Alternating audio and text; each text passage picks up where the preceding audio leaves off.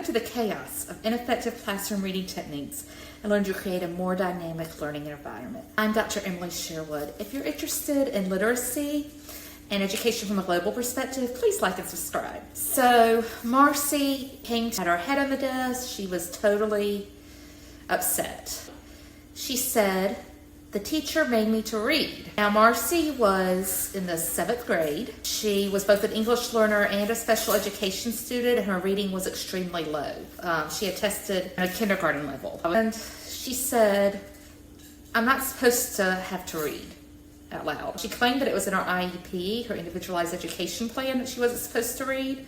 It wasn't, but evidently in her last school, the teacher had told her teacher not to make her read out loud. And this story just kind of illustrates the problems with what you might call whole group reading. Now, there are different names for this. There's popcorn reading, which is where someone reads for a little while, and then they say popcorn and the person's name. Or they might just say the person's name, and so someone else then reads in the class. There's popsicle reading, which is where the teacher has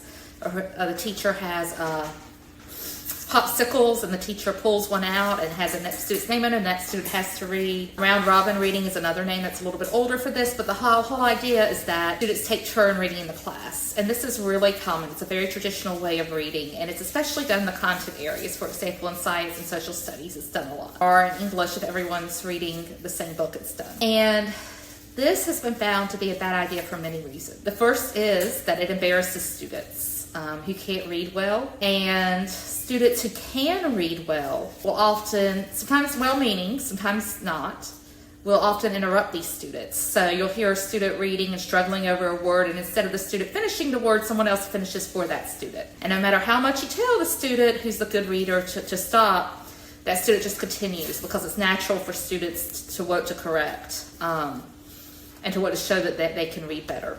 So it is frustrating for students, and it does discourage their reading. Now, there are lots of other reasons. That student who's a good reader is totally bored. That student's daydreaming. The student may have already read the whole text silently, and so that student's just daydreaming the whole time. That student's not getting anything out of this activity. That student's just losing time. Then you've got the struggling student here who may just not be reading at all. It's very common to call on a student and the student not have any idea where the class is. Oftentimes the student's just, la land, just not really there, especially if the student has low reading skills. That student isn't getting anything out of it. And so there's just not very good focus on this. This is mostly done to help the teacher and to help the class get through content. There are lots of better ways.